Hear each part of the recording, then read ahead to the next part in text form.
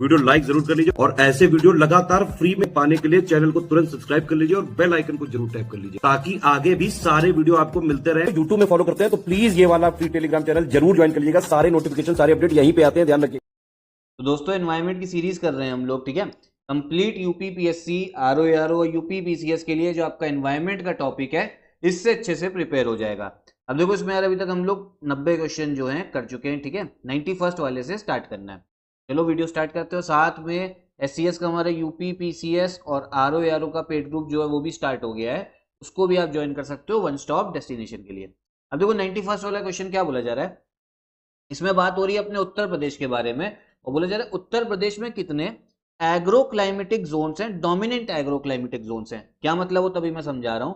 कितने आपके कृषि जलवायु क्षेत्रों के अंतर्गत आता है कौन, आपका उत्तर प्रदेश, ठीक।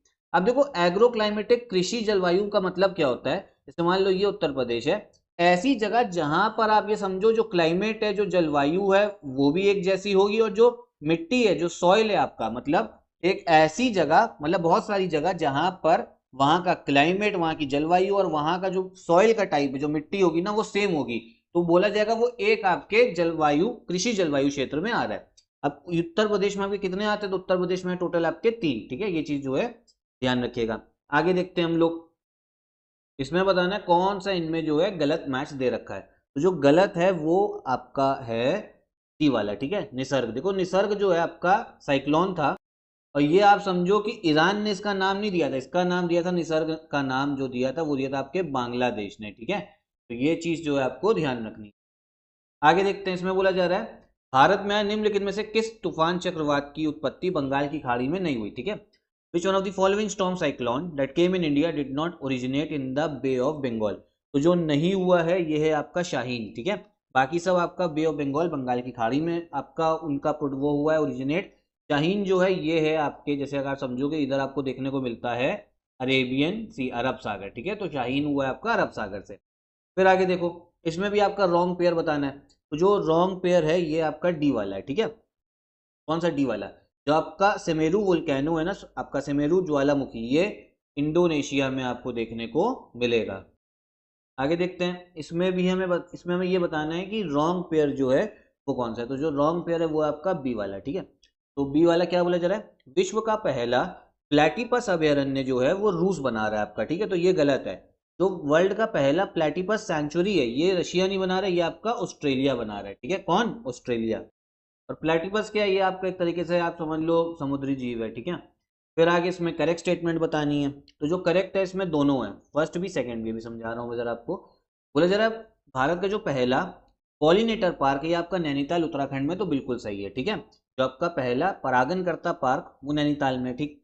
उसके बाद में जो सी प्लेन सर्विस है वो कहाँ पे, गुजरात में लॉन्च हुई है पहली वाली, तो ये भी बिल्कुल सही है। करेक्ट आंसर हो जाएगा आपका सी वाला। देखो सी प्लेन क्या होता है, तो अगर हम लोग समझेंगे तो देखो सी प्लेन आपको ये ऐसा दिखेगा। ये क्या है, ये आपका टेक ऑफ कर सकता है पानी से ही और लैंड भी कर सकता है पानी पे, ठीक है। जैसे नॉर्मल हवाई जहाज जो है वो आपका जमीन पे करता है, ये पानी में कर सकता है। फिर देखते हैं आपका उत्तर प्रदेश का पहला बायोटेक्नोलॉजी पार्क जो है वो कहाँ पे बना है। तो जो ये बना है करेक्ट आंसर है आपका लखनऊ में, ठीक है। पहला बायोटेक्नोलॉजी पार्क उत्तर प्रदेश। फिर कौन सी रिवर को बायोलॉजिकल डेजर्ट जो है बोला जाता है, जैविक मरुस्थल। ये क्वेश्चन काफी पूछा जाता है। तो ये बोला जाता है आपके दामोदर को। क्यों, क्योंकि इसमें इतना प्रदूषण हो चुका है, इतना पॉल्यूशन है, इस वजह से यहाँ पे कोई भी लाइफ नहीं, कोई ना मछली देखने को मिलेगी ना ही कोई पेड़ पौधे, इसी वजह से हम लोग मरुस्थल बोल रहे हैं। फिर आगे आओ, जो आपका यूकेलिप्टस ट्री होता है, ठीक है, वो पर्यावरणीय संकट उत्पन्न उससे काफी ज्यादा रहता है, ठीक है। एनवायरमेंटल क्राइसिस बिल्कुल सही है, क्योंकि जहां पर ये लगेगा वहां उसको पानी बहुत चाहिए होता है। तो पानी जो ग्राउंड टेबल है, जो बोरिंग का जहां से आता है अंडरग्राउंड वाटर, वो उसका लेवल कम होता है। साथ में मिट्टी में जितने भी आपके पोषक तत्व हैं, जो न्यूट्रिएंट्स है, उसको ये अपना सोख लेता है। तो आपका पर्यावरण के लिए काफी नुकसानदायक है। दूसरा बोला जा रहा है आपका बखीरा बर्ड सैंक्चुरी रायबरेली में, तो ये गलत है, ठीक है। करेक्ट आंसर हो जाएगा आपका ए वाला। बखीरा बर्ड सैंक्चुरी जो है ये आपका रायबरेली में नहीं है, लेकिन कहाँ पर है ये एक बार आप लोग कमेंट बॉक्स में बताइए।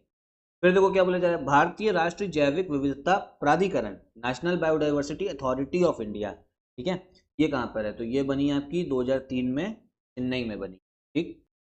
फिर आगे देखो, किस पर्यावरण में जैव द्रव्यमान का वार्षिक उत्पादन न्यूनतम होता है, ठीक है। मतलब किस एनवायरमेंट में जो बायोमास है आपका, उसका एनुअल प्रोडक्शन सबसे कम है, तो ये देखने को मिलेगा आपका डीप सी में, गहरे सागर में जो है ये देखने को मिलता है। फिर अब ग्रीन हाउस जो गैसेस हैं, इसका कंसेप्ट किसने दिया था, इसकी संकल्पना जो है वो किसने करी, तो ये करा है आपका जोसेफ फोरियन ने, ठीक है, किसने, जोसेफ फोरियन ने, ठीक।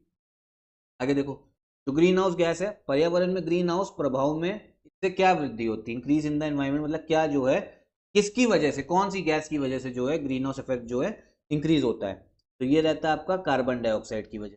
कार्बन डाइऑक्साइड का फॉर्मूला क्या है, ये हो गया आपका CO2।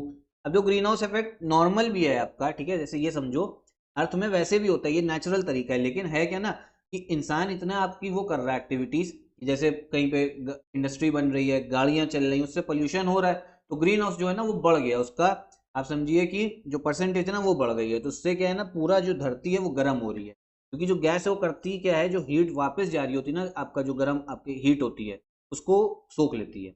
फिर देखो, ओजोन होल जो है, ओजोन होल के बारे में बात हो रही है, तो कौन सी लेयर है, तो ये है आपकी स्ट्रेटोस्फेयर, ठीक है, कौन सी, समताप मंडल टी वाला, ठीक है, कौन सा, स्ट्रेटोस्फेयर, ओजोन होल के नाम से भैया इसको जान। देखो ये आपको देखने को मिलेगा स्ट्रेटोस्फेयर, यहाँ देखो ये जो लेयर है ये हो गई आपकी ओजोन लेयर, ठीक।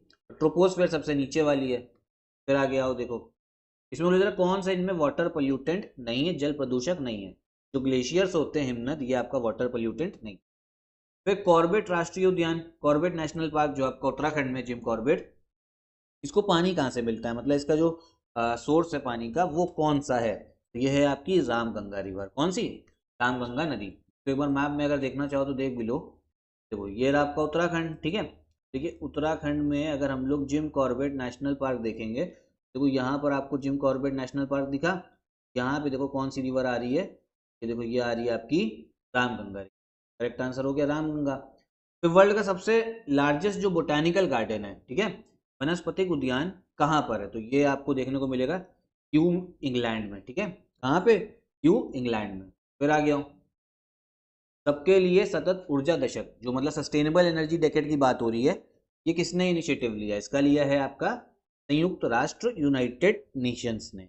तो ये मतलब ये आपका फैक्चुअल क्वेश्चन, सब पीसीएस में देखो फैक्चुअल जो है वो तो पूछे ही जाते हैं।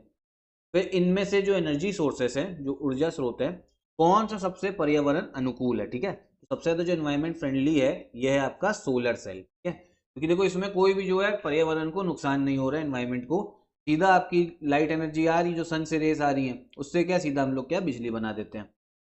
वर्ल्ड टाइगर समिट जो 2010 में कहाँ पर हुई थी, विश्व बाघ शिखर सम्मेलन 2010, ये हुआ था आपके सेंट पीटर्सबर्ग में। सेंट पीटर्सबर्ग जो है ये आपको देखने को मिलेगा रशिया में देखने को मिलेगा, और ये इंपॉर्टेंट इसलिए है क्योंकि ये आपकी पहली फर्स्ट वर्ल्ड टाइगर समिट थी, जो कब हुई है आपके 2010 में हुई है, ये इसलिए इंपॉर्टेंट है, और यहीं से आपका इंटरनेशनल टाइगर डे जो है वो भी स्टार्ट होता है। चलो हम लोग इतने ही क्वेश्चंस रखते हैं इस वीडियो में, ठीक है, बाकी आगे सीरीज फॉलो करते रहिए। यूपीपीसीएस 2025 के लिए कंप्लीट तैयारी जो है आप इस चैनल को फॉलो करके अच्छे से कर सकते हो। साथ में ऑर्गेनाइज तैयारी के लिए हमारा पेड ग्रुप जो है वो भी चल रहा है, नंबर्स पे कॉल करके आप इन्फॉर्मेशन भी ले सकते हैं। साथ में जो स्टडी फॉर सिविल सर्विस का बैकअप चैनल पे है, उस पर भी काफ़ी जो है इनिशिएटिव चलते रहते हैं, उसको भी ज़रूर देखिएगा, ठीक है। यहीं पे वीडियो भी खत्म करते हैं, नमस्कार।